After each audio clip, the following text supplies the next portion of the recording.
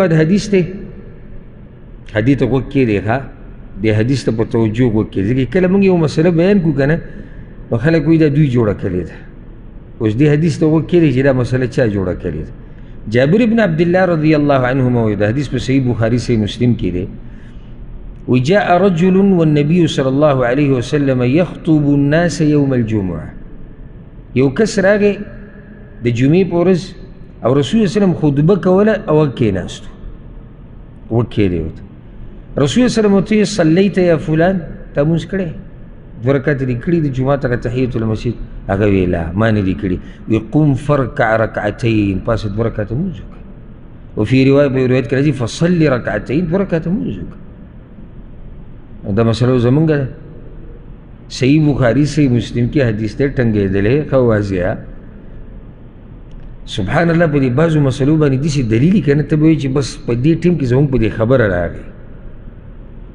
دا هلته بعض خلکو شروع کړی وي چې نه جي ته چې خطبې له راشي نو دوه رکاته به نه کړي ولې لکه دا وایي مذهب کې نشتي دلته خو شتي اوس به څه کوو حدیث سره به پرځول شروع کړو او مذهب به ورته نیغ کړو که نه څه به کوو تاسو غلی شوئ ټول شکیان شوئ بس زموږ پې ایمان دی موږ یې رښتینی ګڼو موږ پې عمل کوو بس د دې دین بیانولو دپاره الله رب العزت دا پیغمبر رالیږلی هغه پیغمبر وایي پاسه دوه رکاته وکړه اوس دلته اگر مگر چونکې چنانچې ځکه کته بره دا قصې ټولې سیټ ته کېده نه نو جی وایي د امام خطبه اورېدل عظیم نه وي که دی به خپله به کوم ځای کې ناستي د جومات نه بهر به نور ته ډډه لګولي پیتاو ته به ناستي او یا به نوکونه واړه کوي زموږ د خلکو خطبې اورېده خو لیدلي یا به ما پکې یو دوه درې لیدلي دلته ناست وو مالټې خوړې دا مالټې چې خوري دی موږ ته وایي دوه رکاته مه کوه ځکه چې خطبه اورېده څه دي هغه لازم دی او پښتانه وی غلبې در پاسې د کوزې ته وي چې تا کې دوه سوري دي دی یار مالټو ته بهر ناست دی نوکونه واړه کوي پیتاو ته ډډه لګولې ده خو موږ ته وایي چې ته ګورې دوه رکاته به نه کې ځکه چې خطبه اورېده څه دي لازم دي زه دله جواب در کوم که نه کم پیغمبر چې موږ ته ویلي خطبه اورېده لازم دي چې رالې وله هم هغه پیغمبر راته ویلي دي چې کله جومات ته راشي دوه رکاته لمونځ وکړي بس یو روایت کې ورسره داسې راځي چې دوه رکاته وکړه لنډې وکړه اوږده مه دا نه چې ته پکې یو اوږده اوږده صورتونه شروع کړي دومره وکړه چې بس ته د جومات هغه حق هغه ادا کړي دا کس څوک و نو بعضې روایتونو کې د نوم راغلی دی سلیک ابن عمرو الغطفاني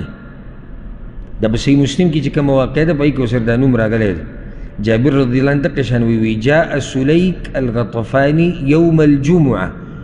سلیک الغطفاني راغلی د جمعې په ورځ رسول الله وسلم خطبه کوله هغه کېناستو یو مولوي صاحب د یو نو د ډېرو د شرح ما لیدلی و په دې حدیث باندې اوس دې حدیث سره څه کې هلته مذهب کې خو نشتي حدیث کې دي چې شتي نو څه وکړو وایي نه جي دلته مقصد دا نه دی چې دې دا دوه رکاته وکړي وایي دی رسول الله وسلم په دې پاسه و چې دا سړی ډېر غریب و نو چې دا ملګري ویني او د سره مرسته وکړي څومره ښایسته جواب دی د دې نه هغه خبره ښه وه چې مذهب کې نشتي جو موږ یې نه کړو خو تیارو باندې تیاره د پاسه شوه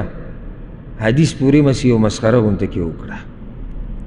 او دا سړی چې غریب دی رسول الله وسلم د جمعې د منځ نه بعد نشي پاسولی او پاسولو ته څه ضرورت و رسول الله وسلم ملګرو ته داسې نشي ویلی چې د سره مرسته وکړئ او دا سړی په کومه کنده کې دننه پروت و چې چاته نه ښکارېدو که دې جومات ته اوس یو کس راننوځي فقیر ملنګ او کپړې شلیدلي تاسو به یې وینئ که نه لازم به یې زه دې ټیبل ته وروخېږم چې تاسو یې وینئ سړی حیران شي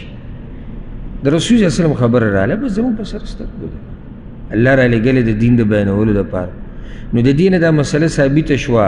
چې د جمعې منزل رالی او امام خطبه کوله ډایرک به کښېنې نه 2 رکعته لمونځ به وکړي. نو بیا ستاسو څه خیال دی چې عامو اوقاتو کې راشي بیا به کښېني؟ خیال هم دی که نه چې خطبه کېږي او تا ته وایي کې به، نو چې عامو اوقاتو کې راشي ته څنګه کښېني بې د دې 2 رکعتو نه؟ د دې 2 رکعتو تحیت المسجد د دې مسله ما مخکې بیان کړې د مانځه په مسایلو کې، همدې کتاب په درسونو کې چې دا څومره اهم دي. نو دلته یو روایت خلک ذکر کوي وجي حدیث کې راغلی دی چې اذا خطب الامام فلا صلاة ولا کلام، چې امام کله خطبه کوي نو نه پکې مونځ شتي نه خبرې شتي. وګوره دې کې من راغلی د دې 2 جواب دی. اول دا د رسول صلی الله علیه وسلم ته دا حدیث نه دی رسېدلی محدثینو په تله کې. اول خبره خو دا ده. دویمه که دا صحیح حدیث هم شي که نه نو بیا به کوم څه اشکال نشته. سړی به چې څنګه بیا موږ وایو چې د رسول صلی الله مطلب دا دی چې کله ته راغلي خطبې اورېدوله نو دغه 2 رکعتو نه علاوه نور لمونځ مه کوه او مه خبرې کوه.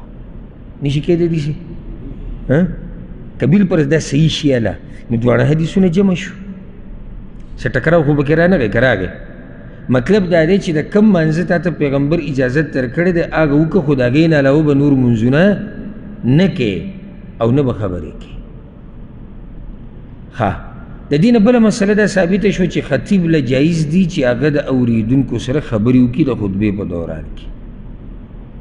که هغې ته ضرورت راغی. او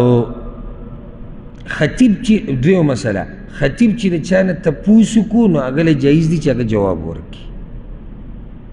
لکه د دواړه مسلې په دې حدیث کې دي. یو خو رسول صلی الله خبرې وکړي، دویم د سلیک نه تپوس وکړو وایي تا لمونځ وکړو، هغه وایي نه. نو خطیب د اورېدونکو سره خبرې کولی شي او چې کله د چا نه تپوس وکړي هغه جواب ورکولی شي. څومره فایدهمنې مسلې دي که نه دي فایدهمنې؟ ډېرې فایدهمنې، زموږ ته ډېر ضرورت دی.